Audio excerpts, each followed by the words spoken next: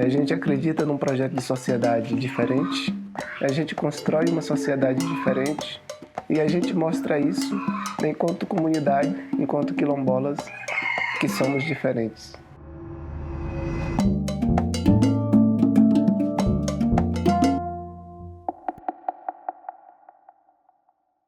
Existe hoje uma exploração e uma apropriação muito forte, né, dos modos de vida das comunidades quilombolas, pelo modelo de política pública que foi construído e que chega nas comunidades quilombolas. Né? Então, quando a gente fala, por exemplo, de projetos e a gente entra nas comunidades quilombolas, é contado no dedo, eu posso dizer assim, quem são as pessoas que conseguem olhar para um edital e ajudar a sua própria comunidade a entender e chegar a ponto de ganhar um projeto, né, construído pelas mãos da própria comunidade.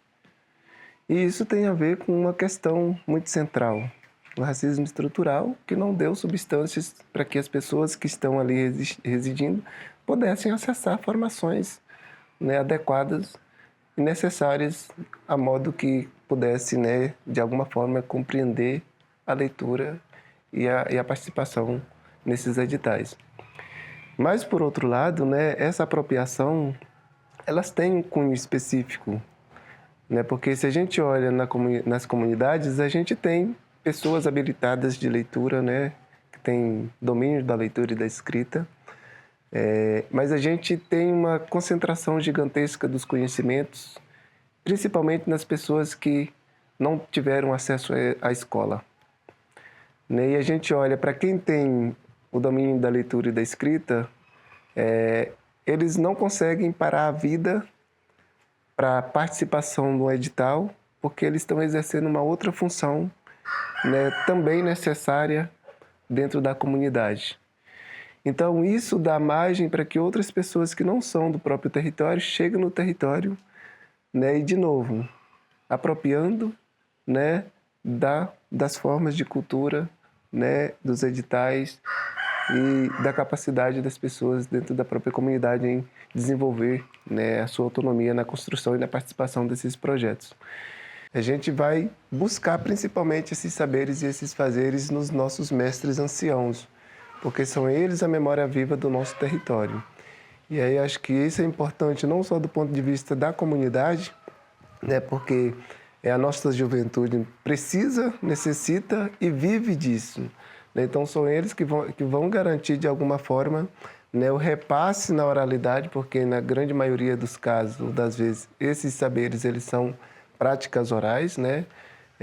São eles que vão repassar a partir das experiências, do contato diário, né, do convívio ali, para a juventude a responsabilidade de dar continuidade nesse fazer diferente, né, nesse viver diferente, que é o território tradicional, que são as comunidades quilombolas. Então, as pessoas às quais a gente teve contato, né, é lógico que a gente poderia ter tido contato com várias outras pessoas, mas essas específicas às quais a gente conversou, né, também são pessoas que carregam uma memória, uma identidade, né, diversos saberes que construiu, de fato, a raiz do nosso Brasil, né, a história do nosso Brasil, e que, de alguma forma, ainda resiste e persiste, né, mostrando para o nosso país a raiz verdadeira das nossas vidas, né?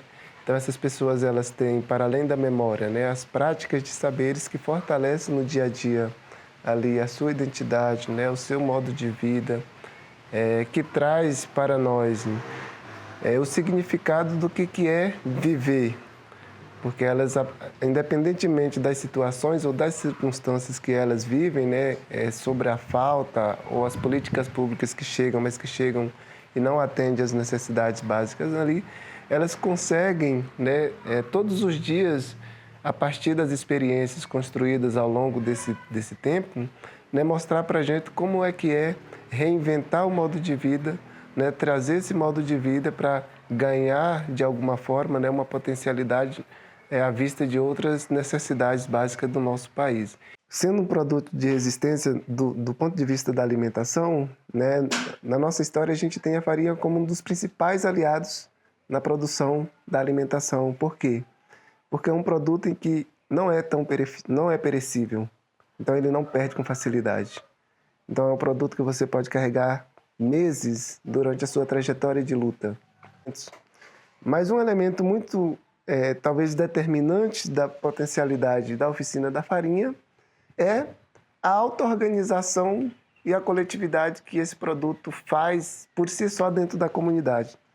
Então, por exemplo, para fazer farinha, às vezes tem pessoas que fazem sozinha, mas em grande medida, se a gente é dentro do território, a gente vai encontrar 5, 6 pessoas, 7 pessoas, 8 pessoas reunidas, né, fazendo farinha, na oficina de farinha.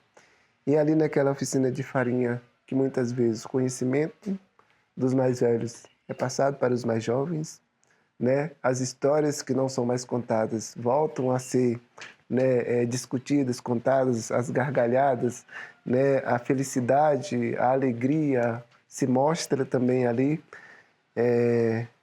Talvez um espaço em que faz as pessoas, de alguma forma, esconder um pouco da dor, do sofrimento pela carência e a ausência das políticas públicas.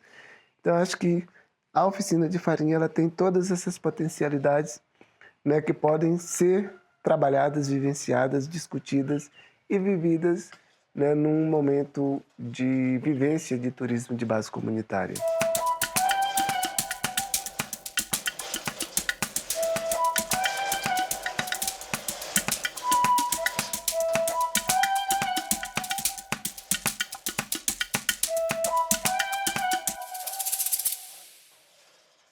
Desde quando foi trazido o nosso povo, né, da África aqui para o Brasil, que o nosso trabalho aqui é na roça, né?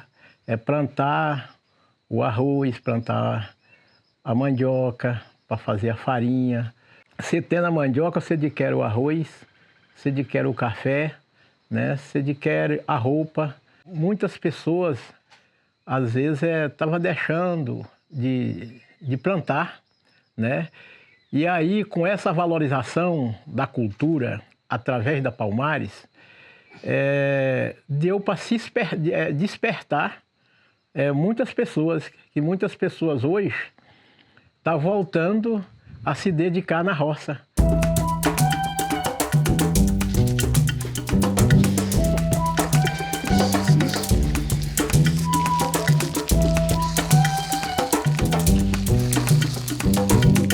Quando eu falo de reconhecimento, por exemplo, não é pensar que um edital que tem um prêmio no valor de 10 mil, ele vai trazer esse reconhecimento. Porque esse edital ele é passageiro. E as pessoas continuam vivendo no território. A juventude continua necessitando, né, dos mais velhos no território. Então, pensar uma política pública, né, dentro da perspectiva das comunidades tradicionais, né, enquanto órgão governamental, que defende, que atende, né, e que busca a integração dessas comunidades, né, pensar de que maneira esse reconhecimento ele vai além de editais.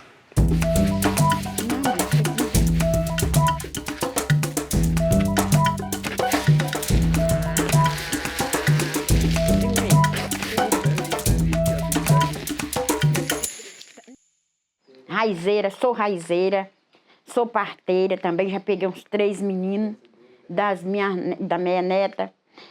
Sei rezar, também reza, cantar, assim na igreja, sei bater, eu bato sursa, né? De cada coisa que me pede, eu sei fazer um pouquinho. Eu pelo menos, dos que vêm assim, tem uns que vem só para usar e vai embora e gente não vê resultado. Mas agora, tem outro, igual essa aí mesmo, que veio e escreveu, ela não, o dinheiro não foi para a conta dela. Quando ela escreve, o dinheiro veio para a conta da gente. Ela teve o ganho dela assim, mas a gente mesmo que pegava e pagava e passava o pico na conta dela. Mas o dinheiro já caía na conta da gente. Não é diferente daquele que vem, que faz o projeto, só a gente escreve e vai embora e a gente não vê nada aparecer. né? Se a gente mesmo, se nós mesmos conseguisse, a gente mesmo conseguisse escrever, a gente mesmo acessar, ela é melhor, né?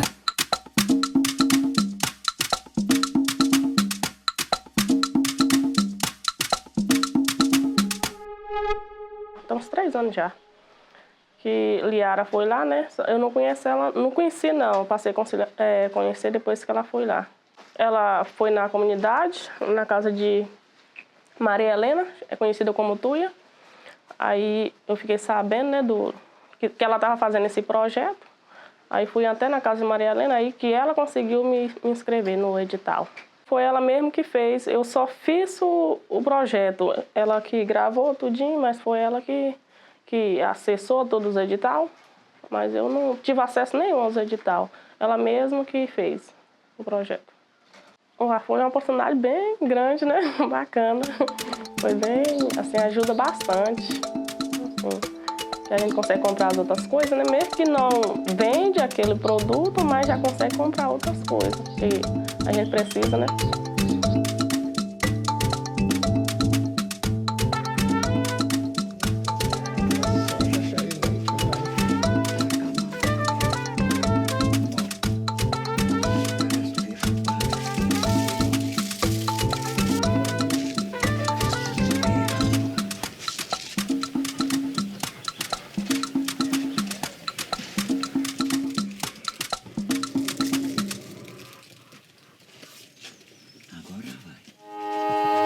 Eu sou Santa Fernanda de Castro.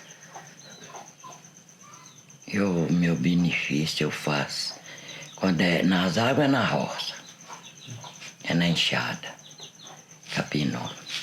E quando é na seca, na época das frutas, é põe no baru, põe um caju, põe um piqui, põe um jatobá. E aí eu apuro tudo.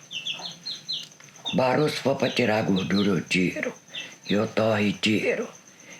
O jatobá, ontem eu soquei um bocado, cessei na peneira fina. Tá aí o pó. Já tá aí tudo pronto. Trabalho demais. Eu quebrei ele aqui tudo, ó. Vou vender do outro lado do Paraná. Para ir vender. Caminhar 2, 3 léguas. Para ir vender.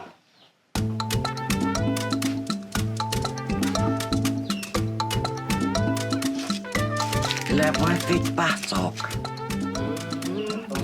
A paçoca dele com farinha, com açuquinha. Mas é bom, viu?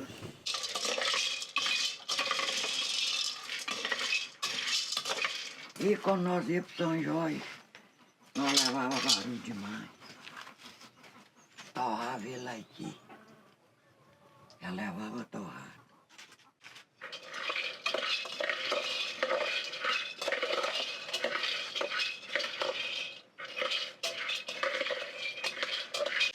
É fino se comer quente? É não. Aguentar ele no dente. Saboroso. Energia e tanto aqui. Castanha natural. Reposição de energia.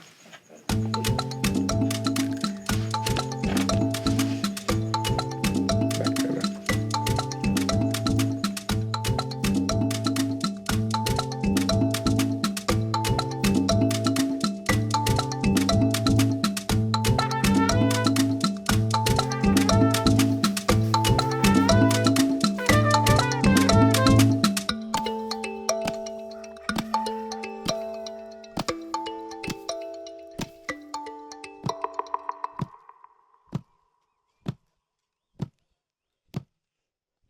Digital através da Liara.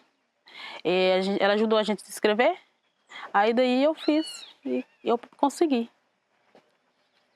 Eu acredito que isso é um fortalecimento da nossa cultura, né? Que é uma coisa que vem das nossas raízes, dos nossos antepassados. A gente foi criado através disso aqui, foi na roça. E para mim é de grande importância isso. Aqui, as pessoas da comunidade que traz Pra gente mesmo aqui na comunidade é bem mais importante pra nós. Só que é de 2.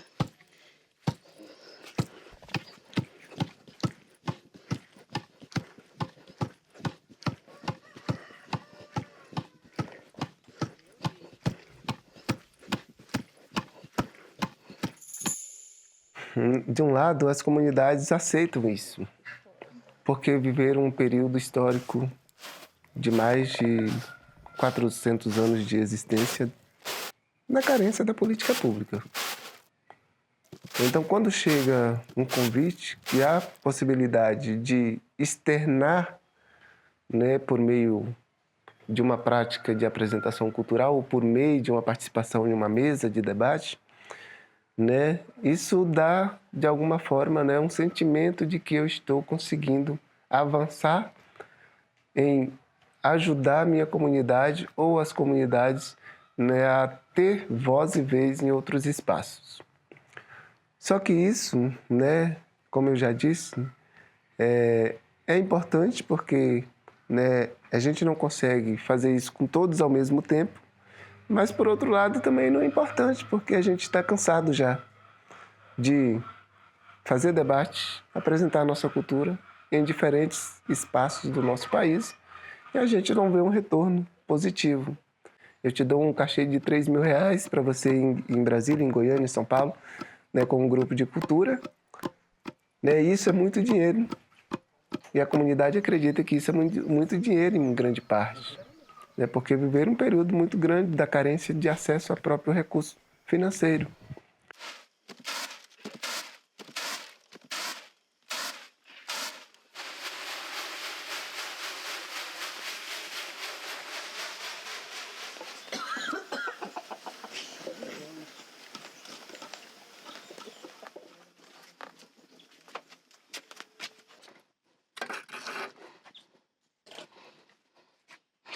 Agora deixar a água ferver pra colocar o arroz.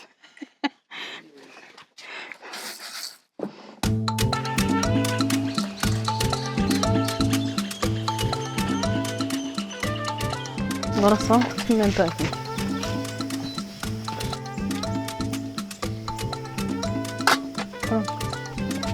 Arroz da roça, tipo. É. Peraí, que negócio aqui tá fumaça.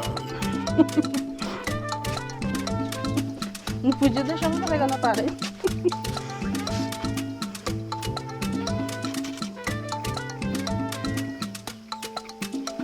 Não tem igual. Daquele jeito. Saudável. Uma delícia. É, sempre no fogão a lenha, porque o sabor, a qualidade, né, é outra. E naquele tempo também, né, bom, que a minha mãe comia, não já no meu tempo, porque já mudou muita coisa, né? Também essa sopa era feita nas panelas de ferro, porque aí o sabor aumentava ainda mais.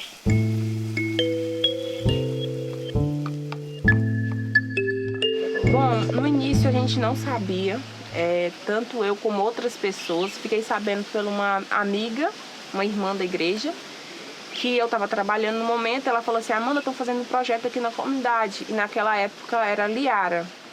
E aí a gente reuniu, eu perguntei se ainda teria uma vaga para mim. Ela falou: top, o que você queria fazer? Eu trouxe a proposta que eu já estava em mente, né? Que era um prato de sopa de mulher parida, que é a galinha caipira, né? E aí ela aceitou. Então, eu conheci o projeto através da Liara, porque até então não sabia de nenhum edital, ainda mais com essa pegada de cultura, né? Eu não conhecia, não tinha contato nenhum. E foi a Liara que nos apresentou aqui na comunidade. Para preparar a sopa de mulher parida, nós iremos precisar de óleo, ou, no meu caso, quando eu fiz de óleo de coco, né? Dendê de coco. Você vai colocar uma quantidade, pela quantidade do frango também, não muito, porque é só para deixar os ingredientes, tipo a cebola, o alho, dourar. Depois que a panela tá bem quente, porque no meu caso já deixei a panela aqui um tempinho, você coloca a cebola primeiro, antes do alho. Mas através dela, de eu conhecer que existia um projeto da Palmares, né, que era para pessoas quilombolas fazer, tipo, ou uma cultura de arte, ou então alimentar, alguma coisa, eu pude pesquisar. E através da pesquisa eu encontrei outros projetos da Palmares e eu pude participar, e participando eu ganhei de outros prêmios também. Que ela fez isso foi da vez que a minha irmã, Amanda, também fez, né? No caso, elas fizeram juntos, ficaram sabendo sobre esse projeto que a Liara conversou com elas, né? Aí elas ficaram sabendo, aí a Amanda fez o dela, né? Que era sobre galinha, a mãe pegou e fez o dela também, que era a sopa de peixe, né? Que no caso era para trazer mais força para as pessoas, né? Que eles falam quando a pessoa está meio cansada do corpo lá de dentro, né? Por algumas festas ou quando a pessoa está meio indisposta, né? Os nutrientes que contentes na sopa faz com que a pessoa tenha mais ânimo, mais força, né? Porque aqui tem várias festividades. Tem o festejo de São João aqui, tem outros, tem Nossa Senhora da Abadia, que é ali no Vão de Almas, mas é próximo. E as pessoas, quando vão para essas festas, voltam um pouquinho ressacadas, né? E voltam meio que cabisbaixo, alguns estão com o corpo todo quebrado, sabe? E, assim, esse prato, se fosse lá na própria... Tem pessoas que fazem até o caldo, né? Mas não faz o prato completo do peixe, né? E, assim, se gerasse, como eu posso dizer, um mercadinho, não mercado, né? Mas um comérciozinho desse caldo aqui na comunidade para as pessoas que vendessem, sim, com certeza daria renda para as pessoas daqui.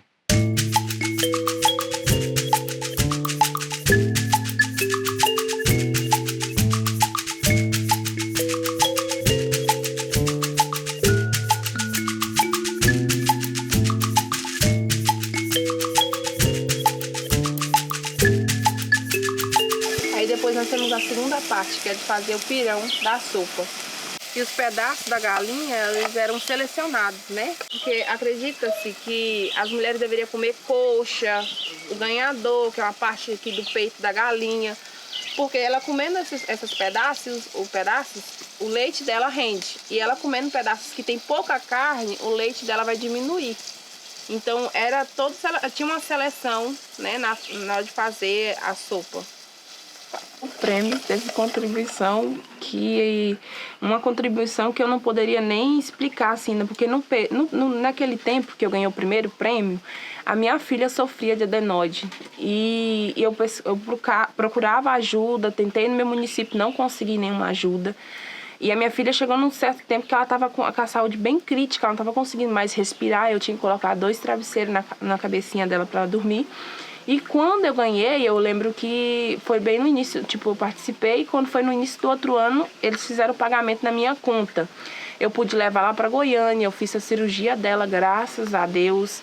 Hoje a minha filha, ela tá bem de saúde, dorme como se nada tivesse acontecido, a voz dela mudou. Minha filha não falava da forma que ela fala hoje. Então, através do prêmio da Palmares, eu consegui fazer uma cirurgia que, querendo ou não, naquele momento, porque eu passava por outros problemas, a minha mãe de saúde, eu consegui realizar através do prêmio.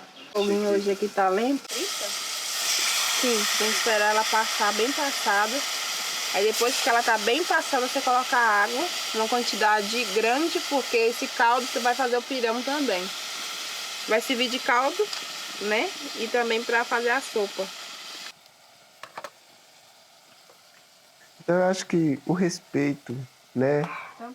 A harmonia, o contato, a vivência com esses elementos sagrados, né? Explica também por que a comunidade produz tanta ciência, tem tanto conhecimento, mas ao mesmo tempo a gente não vê valorização da perspectiva de várias políticas públicas.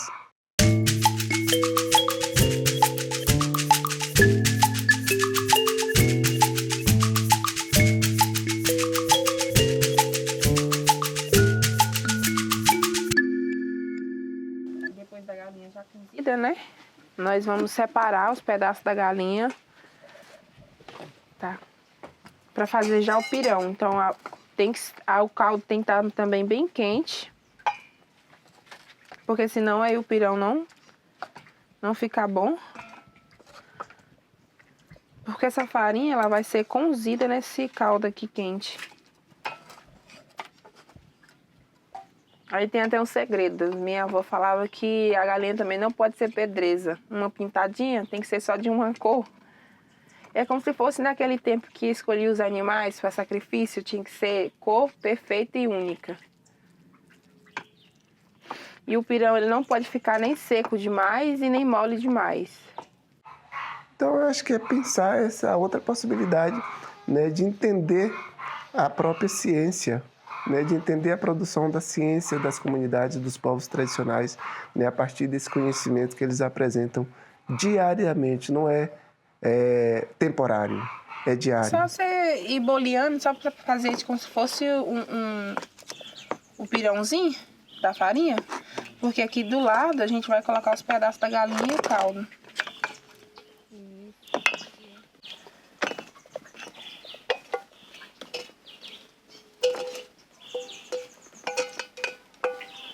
Aí aqui, aí o caldo.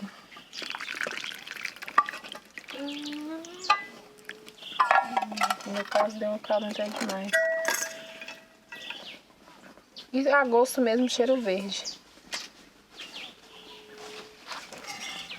Cheiro verde não pode faltar. Não pode faltar. E assim fica a nossa sopa de galinha caipira, de mulher parida.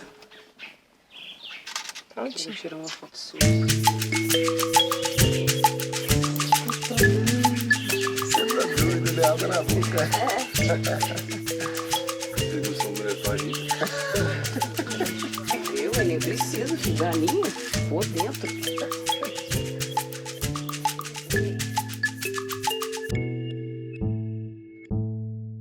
Tudo que era da gente era com farinha. O povo fala assim, você não é baiano? Eu falo, não, baiano não, mas sou calungueiro também, porque calungueiro também que tudo era com farinha, porque era o mais fácil que tinha, né? Da sustância. É. E você comia uma manga com farinha e ia pra roça feliz, cantando da vida. Você também passou por isso, Adão? Pegava as mangas verdes, colocava dentro da buraca, amarrava, deixava amadurecer, aí abria, e chega, subia aquele cheiro das mangas maduras. Aí pegava, separava 2 mangas para cada e um copinho de farinha.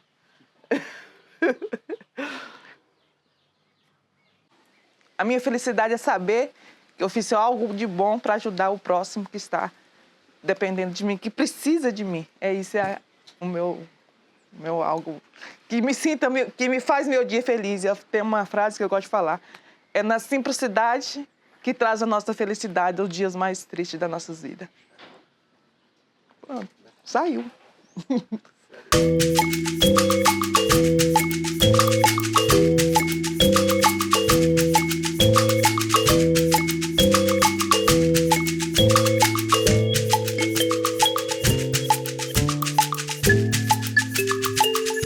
Foi a famosa paçoca de baru com a rapadura.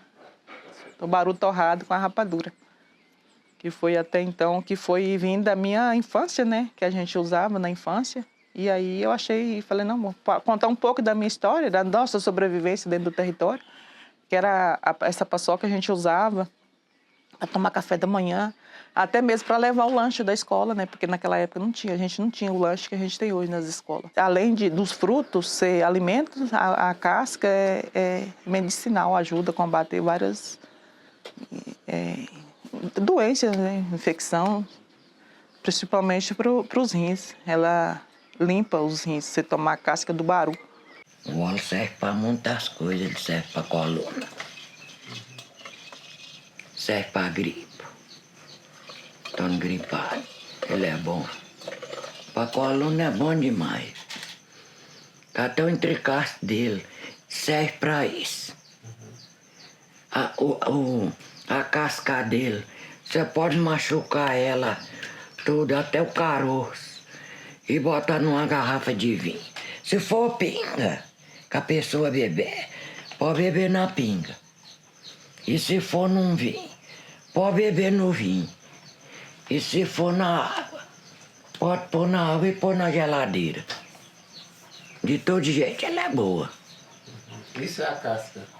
A casca. Se uma vaca parou, a rapaz do baru muito bom para uma vaca. Para qualquer uma coisa. Se uma cobra pega, você pode tirar o rapaz dele, tirar o sumo e beber, que é bom. Para toda coisa. O nosso território é rico em Baru, só que aí tem as nossas limitações devido ao acesso, né? A gente não tem um bom acesso da comunidade para a cidade. E aí tudo que você leva ou você traz, você tem que pagar, porque a gente não tem transporte. E aí se torna um pouco... O Baru acaba perdendo dentro da comunidade por falta desse apoio que a gente não tem para estar trazendo da cidade. Porque você vai trazer um saco de Baru, o pessoal vai cobrar aí uns 50, 60 reais para trazer um saco de Baru de lá para cá. Olha o cheiro. Você pode trazer rapadura para mim ou não? Você quer que já pare? Uhum. Não, só rapar um pouquinho aqui pra gente. Pode rapar aí pra colocar aqui pra ver se para de voar. A gente, às vezes a gente tem vontade de trabalhar, a gente tem vontade de manter o território vivo, mas sem apoio, né? É difícil. Até mesmo na questão de estrada, de infraestrutura da comunidade. Então, que tenha mais acesso, igual isso aí, foi difícil. Porque às vezes o projeto vem para a comunidade, mas a comunidade não tem um projetista dentro da comunidade. E aí, né, todos conseguem fazer. Então, se não for uma pessoa, e dentro da nossa comunidade não tem gente assim que tem essa, como se diz, que tem esse inteligência, né, assim, que tem uns que tem, mas às vezes não tem tempo. E aí, então, assim, se for um link, a pessoa pode, ele mesmo pode ir lá fazer, acessar e poder fazer, né? Porque eu acredito que hoje em todo lugar que você vai tem a internet, tem o Wi-Fi. Mas a gente não...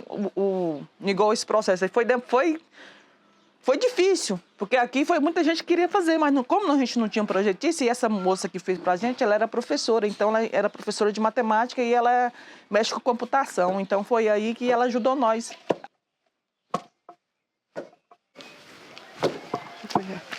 A colher pra me dar uma mexidinha aqui. E aí? Tá ótimo. Tá bom. Precisa colocar mais não? Não. Certeza, não? Certeza.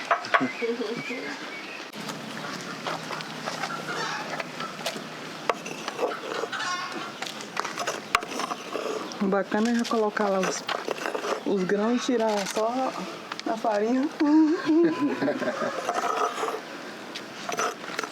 Bom demais.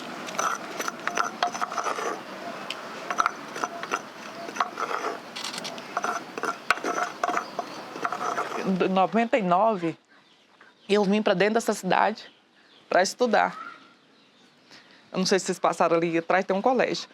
E quando eu cheguei aqui, sofri muito bullying. Eu falei, não, lá eu não vou ganhar nada, lá não tem como trabalhar, não tem emprego, porque lá ou é professor ou é merendeira. E as escolas não têm espaço para essa quantidade de gente. Então, muitos se tornam indo embora e não voltando, né? E se tem esses meninos capacitados e vem os projetos, eles fazem para as pessoas que ali acaba todo mundo ganhando. Acaba todo mundo, a comunidade, o pai, ganha o irmão, ganha todo mundo, né? Porque eles estão ganhando para fazer, né? E a comunidade também está ganhando porque está fazendo os projetos dentro da comunidade, então está ficando dentro da comunidade. E não precisa vir alguém de fora escolher quem vai fazer, né? Os projetos. E tendo alguém dentro da comunidade, já eles vão fazer para todo mundo.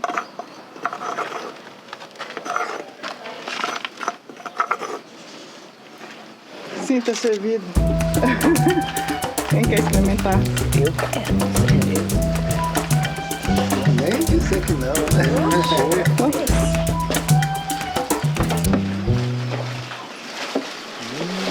Eu vou demonstrar para vocês, né, o prato que eu fiz no meu projeto, né, que foi a conquista, né, do prêmio, né. Aí vai ser o peixe mesmo do Paraná, né, do Rio Paraná, que veio da comunidade Calunga, né, que eu ganhei. Né, como eu tava falando, uma buchuda queria comer meu peixe e eu não deixei, porque eu não ia ter outro depois, né. E lá vamos começar. O primeiro passo, vou colocar a panela no fogo, né. Por exemplo, eu mesmo, eu na parte da internet eu sou um zero. Eu não tenho assim muita habilidade de internet, assim, eu sou muito ruda nessa parte de internet. Então, assim, essas pessoas de fora vai para dentro da comunidade para estar ajudando a gente, por quê? Porque a gente falta um treinamento, a gente falta ter alguém, assim, mesmo que venha de fora, para treinar pessoas da comunidade para poder estar ajudando a gente nessa questão, porque nem sempre a gente vai estar tendo ajuda de fora. Tem vez que a gente tem alguma coisa para fazer, aquela pessoa de fora está ocupada, não posta, aquela pessoa cobra um preço acessível para poder ir até a comunidade, para poder editar para a gente um vídeo, uma escrita, né? Assim, transcrever um áudio em escrita. Eles cobram muito caro. Então, assim, seria bom também, se caso, né, abrir esses editais, né, para estar fazendo aquele treinamento com a gente mesmo, né, para a gente ter uma noção como que edita um vídeo, como para a gente não precisar estar trazendo esses tanto de gente de fora para dentro da nossa comunidade. Tem vezes que vem, ajuda a gente e acaba até, tipo, enquanto tá ali, tá ajudando a gente, né? Depois que sai, tem algumas filmagens, tem algumas fotos da gente, né, acaba explorando a gente, né? Então, assim, é muito difícil nessa parte, difícil demais. Então, assim, a gente tem que ter ajuda. Eu sei que tem como vir ajuda para a comunidade, mas, assim, falta, eu acho que editais, né? Falta conversa, falta diálogo, né? Para essa parte.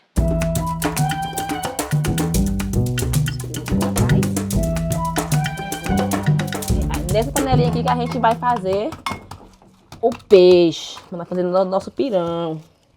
Meu fogãozinho aqui meio improvisadinho, mas vai dar tudo certo. Uma cinzinha aqui para poder inteirar o tempero, né? Se não for assim, não é fogão a lenha.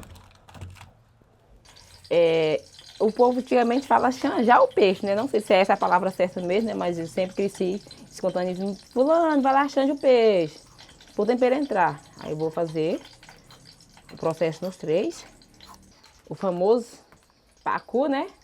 O povo não gosta muito que fala, né? Fala pra boca. É um peixe de água doce, né? Isso é um peixe bem conhecido nas nossas comunidades, né? Não só no Paraná, mas nesses rios pequenos, né? Dentro da comunidade tem esse peixe, a gente encontra esse peixe. Eu vou colocar aqui só uma pitadinha de açafrão, mas não ficar muito branco. Agora eu vou colocar o peixe.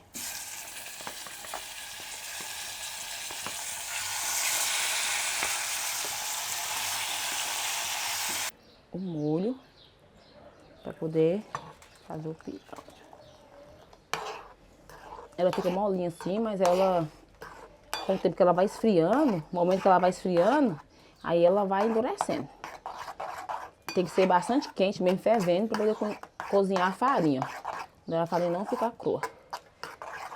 Então essa separação, né, do que é ciência no âmbito da educação formal, né, ela de alguma forma reduz, na perspectiva da própria comunidade, a sua capacidade de entender de entender que aquilo que eles produzem é uma ciência, que aquilo que eles fazem é uma ciência.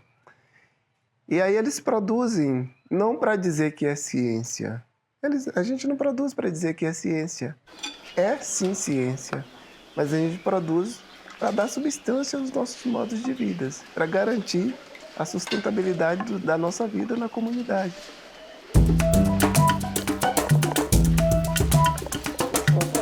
Tem bastante caldo aí.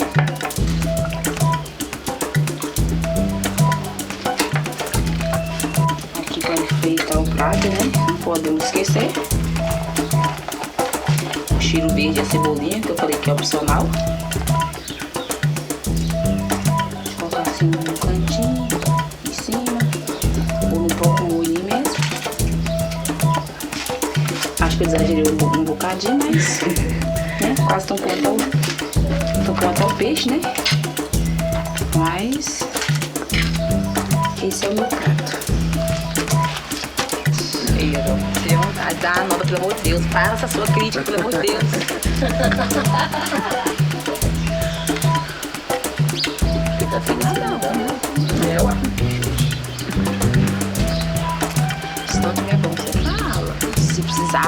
alguma coisa, como é que fala? Melhor que esse, só 2 desses. Porque, no fundo, o que está em disputa dentro desses espaços que são as comunidades tradicionais, né, o que elas têm de riqueza, não só do ponto de vista do conhecimento que foi produzido, mas, sobretudo, do que esses territórios têm enquanto elemento sagrado.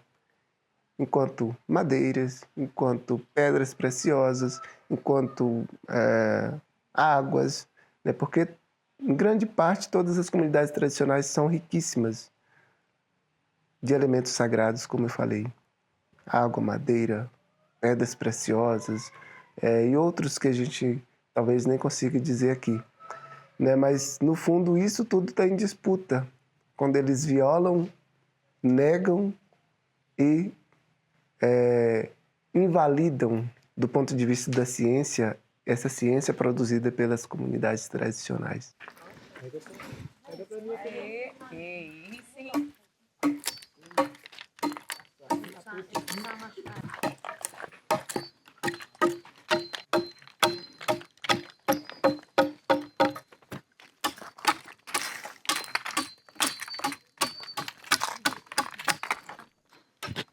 Aqui ainda tem que lapidar bastante. Tem que lapidar para abarcar ela aqui na mão.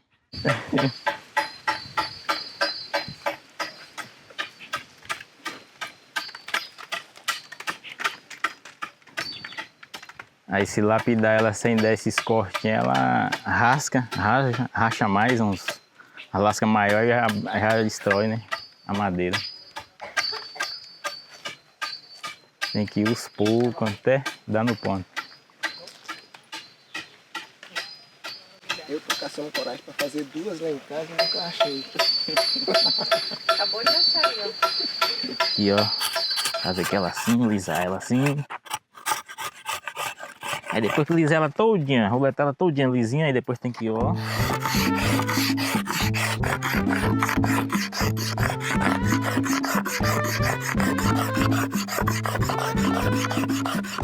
Depois que ela tiver assim, está no ponto.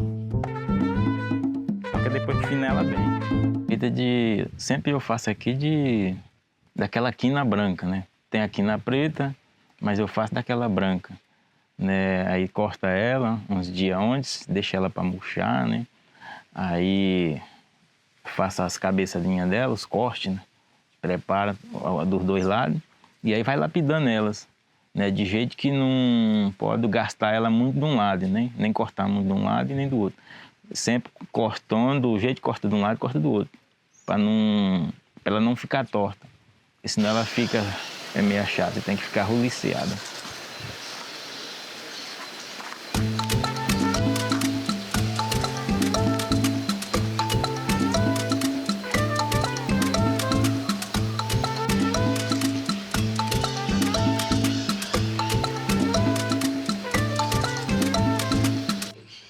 A senhora podia contar um pouquinho da história da candeia de cera, o que ela representa para a comunidade? Moça, essa aqui, na época, as pessoas que não tinham a energia, muitos anos atrás, isso aqui representava uma grande importância, porque era onde a gente iluminava, né, a cozinha, os quartos, até mesmo para jantar, quando reunia as pessoas, né, porque isso aqui nós colocava na mesa para poder servir a janta, né, que não tinha luz. A luz era essa aqui. Isso aqui pra gente, que até hoje a gente guarda, né, porque é uma lembrança que a gente vai guardar pro resto da nossa vida. Que naquela época era tão difícil, hoje as coisas estão ficando mais melhor, mas era tão difícil. Eu me lembro quando a gente era criança, era tão difícil pra gente. Às vezes chegava à noite, a gente começou a trabalhar muito cedo, às vezes a gente chegava à noite e ainda tinha que fazer isso aqui para poder iluminar. Era só derreter a cera e molhou ela, deixou endurecer um pouquinho. E quando enrola num trenzinho que pode colocar em cima de qualquer lugarzinho, ela fica com a pontinha acesa.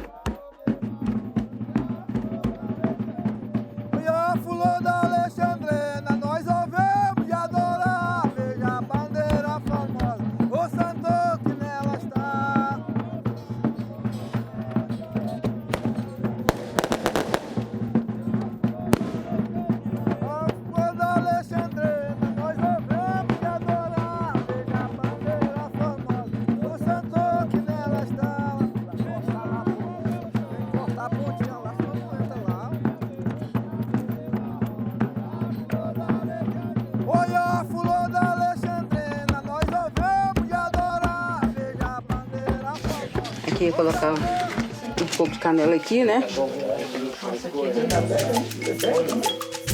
Um pouco de canela. Um pouco de cravo.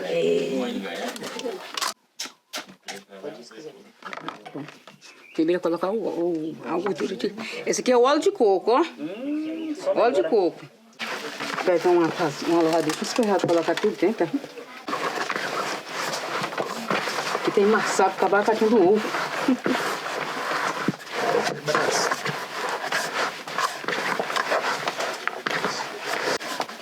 Vou fechar.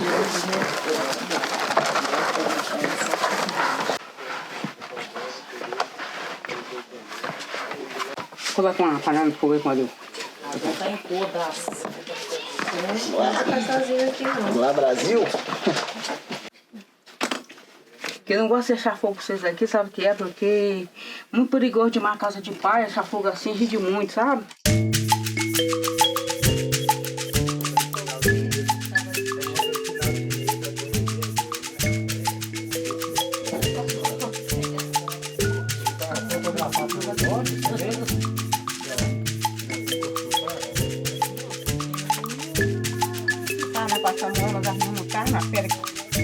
Já acabou a caixinha do ovo? Já acabou a caixinha do ovo? Mas ficou bem marcado, né? É massa.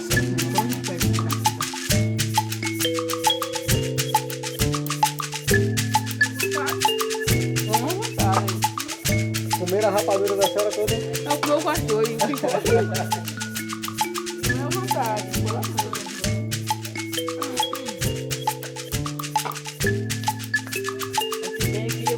Na casa da mãe.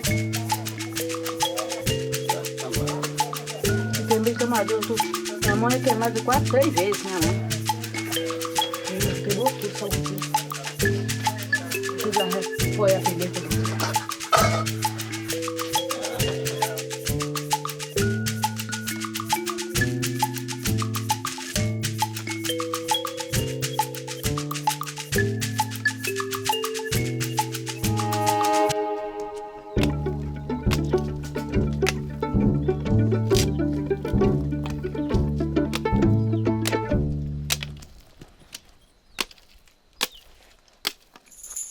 O forno eu aprendi com a minha mãe, né? Com a minha mãe, fazer o forno aqui na comunidade para assar o bolo, né? Aí o forno é utilizado, é só pau mesmo, né? Água para molhar o barro e o barro. Aí depois que amonta o forno, deixa o forno ficar 5 dias. Durante 5 dias, aí quando ele seca, a gente coloca fogo nele, né? Para queimar os pau. Aí ele queimou os pau, aí isso fica só o barro. Aí depois que ele queimou, ficou o barro, a gente rapa tudo, né? O fogo que tem de dentro, o resto dos pau, deixa limpinho e aí já tá pronto para assar o bolo. Aí no caso, isso aqui é a boca, sabe? Isso aqui é a boca. Aí a gente vem, coloca o barro aqui ao redor, né? E vai enchendo de barro. Aí, depois que enche ele de barro, aí deixa ele secar. Ele seca por 5 dias. Queima os pau, coloca fogo nele, né? Aí depois que ele queimou, aí você já tira tudo, as brasas, aí coloca as bandejas para assar. Tá bom. Não fosse grande, então. Por isso que eu fiz ela assim. Se fosse grande, já tinha que ter deixado o barro preparado.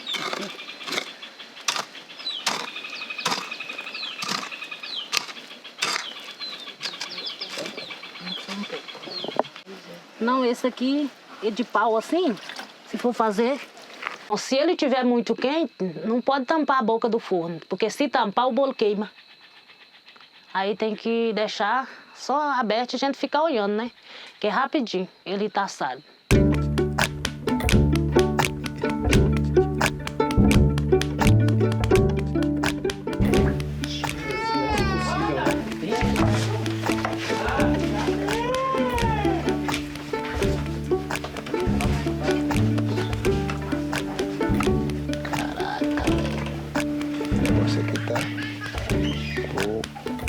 Só pra você ver como é que fica.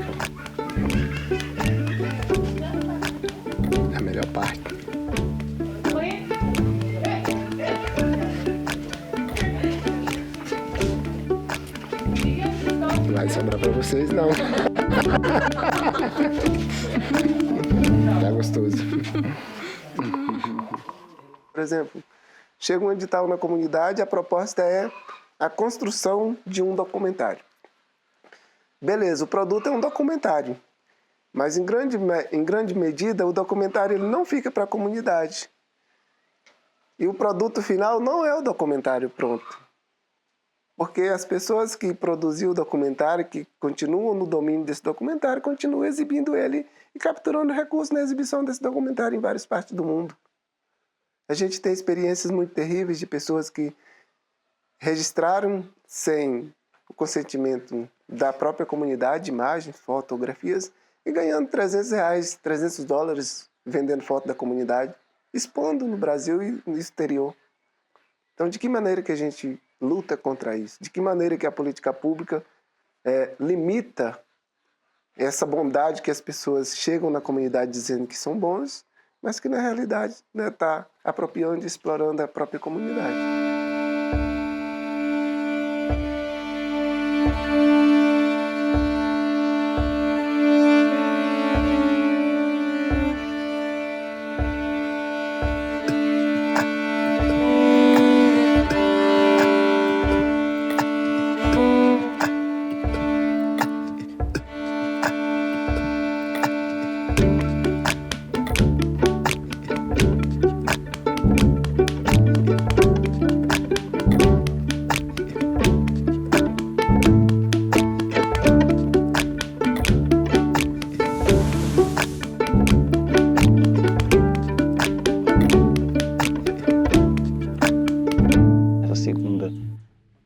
Aí que eles falaram sobre uma lista, mandaram a gente assinar um papel, uma assinatura, pegaram um documento da gente e sumiram para lá e do nada, ninguém soube de verba nem nada. Não estou aqui falando, auto-julgando que alguém pegou alguma coisa, mas assim, foi algo bem constrangedor, porque as pessoas daqui, era um grupo que tinha mais de 100 pessoas aqui da comunidade e todo mundo mandaram essa lista com fotos e tudo, e com as assinaturas, né?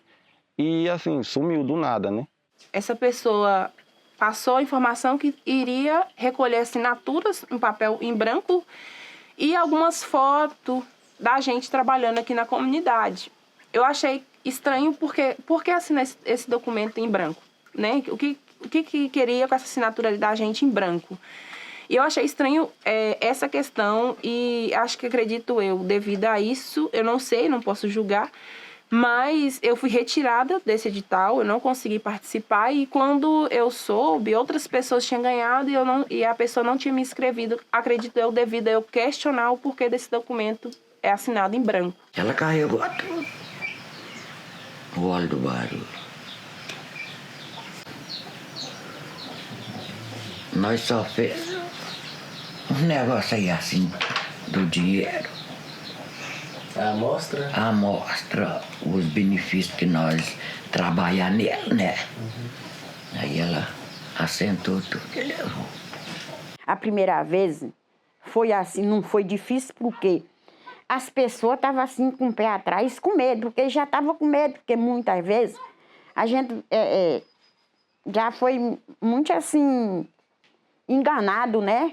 E às vezes fazia, não dava certo, né? Aí as pessoas ficou com medo. Aí a gente só fazia assim, o dinheiro caía na conta da gente, né? A gente fazia no nome, o dinheiro cai na conta da gente, aí a gente dá a contribuição do projetista, né? Isso aí que nós fazíamos, o dinheiro já vinha para a conta de cada um. Contanto assim, que a gente só pagou o projetista porque a gente mesmo teve a consideração. Eu mesmo, eu falava, ó, gente, escreveu para vocês, vocês têm que dar o agrado deles, porque é muito difícil para a gente ir deslocalizar a pessoa, gastar seu tempo, escrever o projeto para nós ganhar e depois, e eles não ganhar o deles, aí também não é, né? De início, eu não vou ser grato de não dizer que a Liara ajudou, mas eu acho que a comunidade em si, ela tem potencial sozinha de buscar esses editais e participar, porque querendo ou não, a gente tirou um pequeno valor para passar para essa pessoa, porque querendo ou não, ninguém trabalha de graça.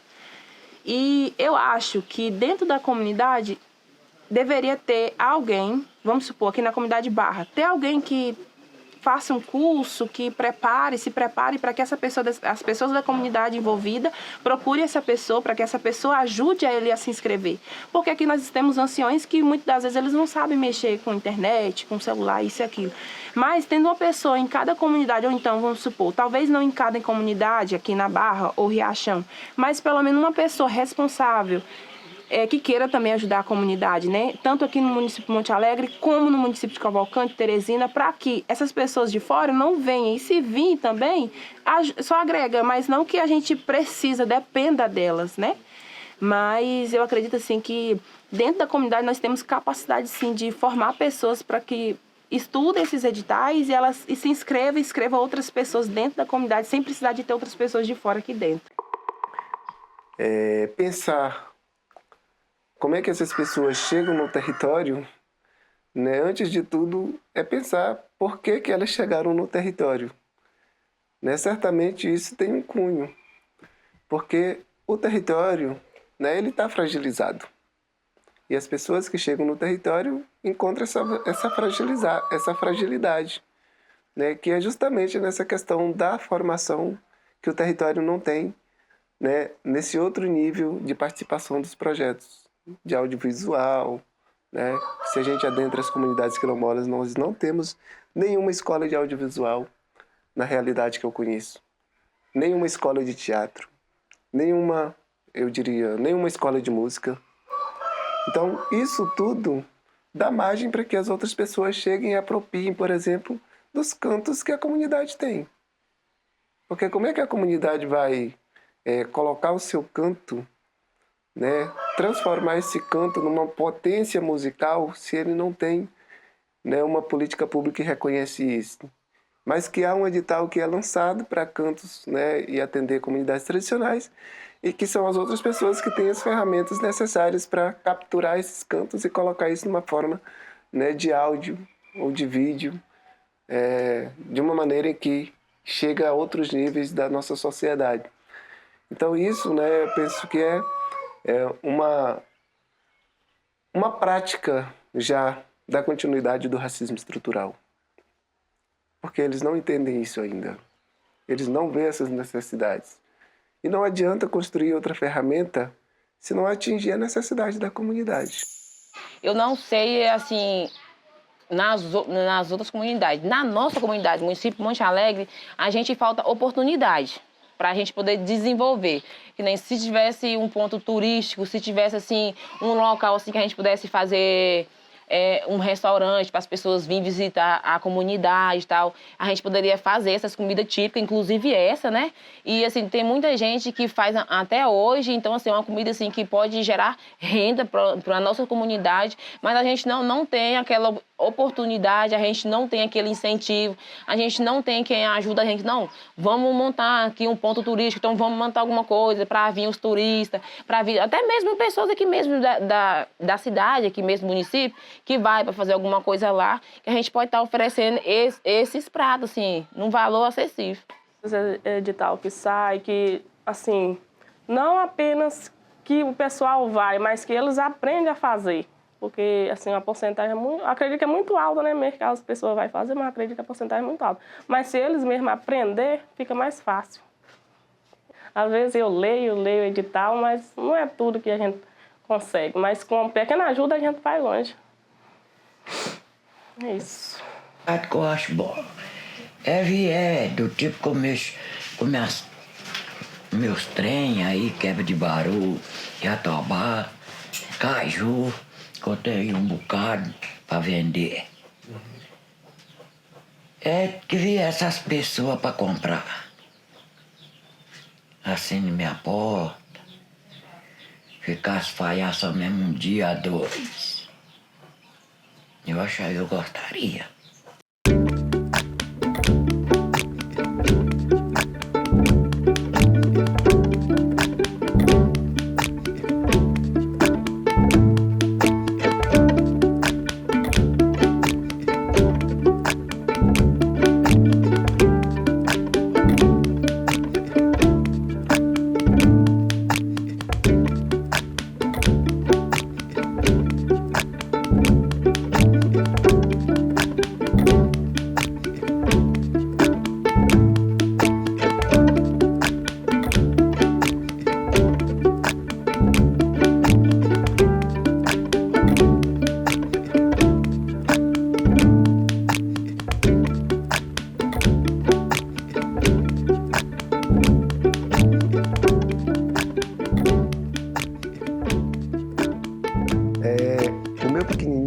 o Brian, né, que passou aqui atrás rapidamente,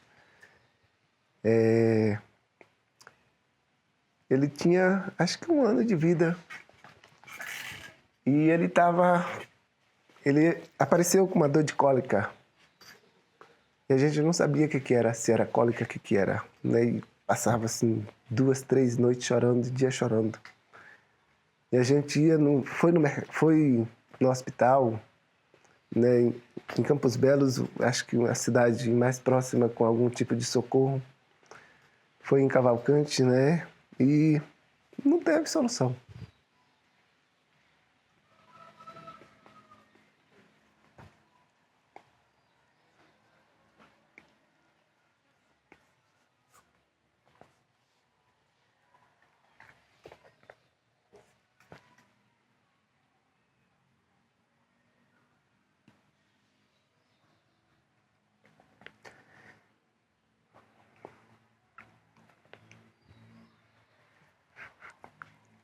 Desculpa. E quem deu vida a ele foi um mestre benzedor, que benzeu de cólica nas tripas. Então, 2 horas depois do benzimento, parecia que ele não tinha sofrido nada, não tinha passado por 4, 5 dias de dor, chorando dia e noite. Mas quem fala disso? Quem reconhece isso? Qual política pública valoriza essa prática desses mestres? E esse contraste, né, da realidade local com a realidade social, muitas vezes faz as pessoas se esconderem por detrás do que eles sabem. Porque é muita violência sofrida. Não há reconhecimento, não há reparação. As pessoas, né, pelo processo de violência, né, se escondem por detrás dos seus saberes. E em alguns casos só mostram se for pelas próprias pessoas da comunidade. Não adianta outra pessoa chegar, não adianta outra pessoa vier, nem pagando, que eles não vão falar disso. Então, são situações muito dolorosas, né? Que a nossa comunidade, os nossos territórios, os nossos povos passam. Que não existe política pública ainda, né? Para minimamente reconhecer esse legado, né? Trazido, construído pelas mãos dos povos negros. O que fazem ainda não é demonizar isso como macumba, como feitiço, né? Para colocar isso numa desvalorização em que a própria comunidade passa a desacreditar, né? Enfraquecer essa comunidade, desterritorializar os sujeitos e acabar com os territórios tradicionais, com a vida das comunidades tradicionais.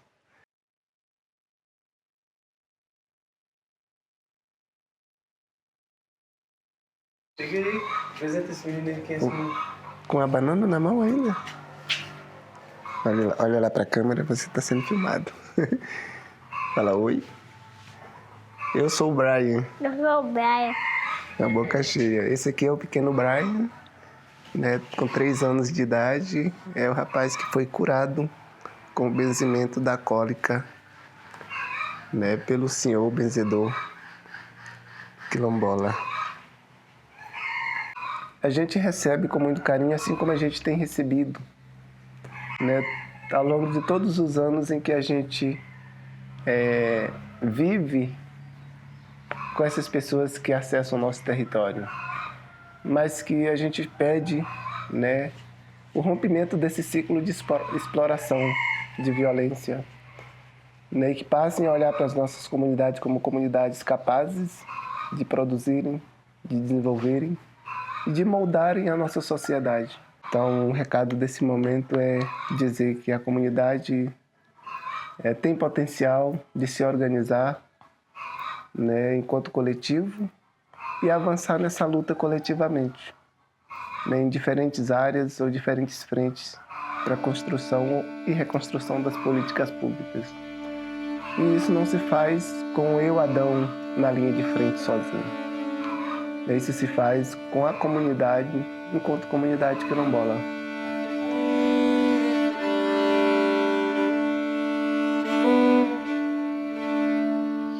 Ajuda aqui, Adão. Ajuda aqui.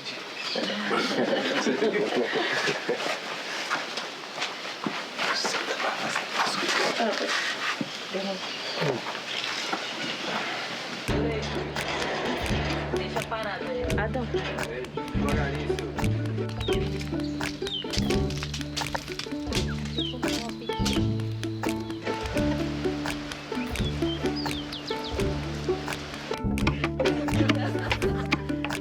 Estão me desconcentrando, cara. Que isso, 50 câmeras em cima de mim, né? Meu Deus, quanta câmera!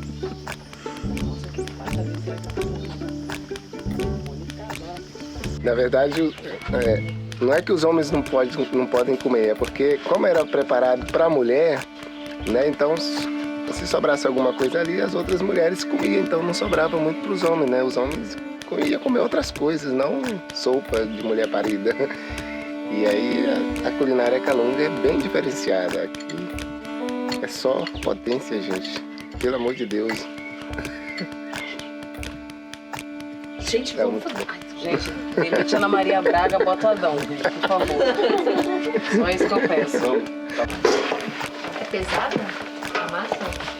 Não tanto, é porque tem que colocar força pra tirar o cheiro do ovo.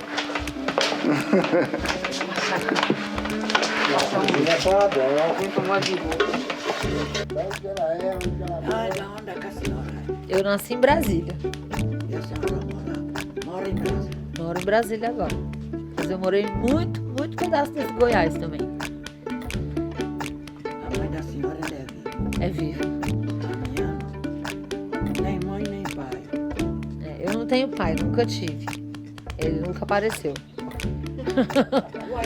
Ele sumiu. Faz tempo. Eu era nenenzinha. Não vai aparecer mais.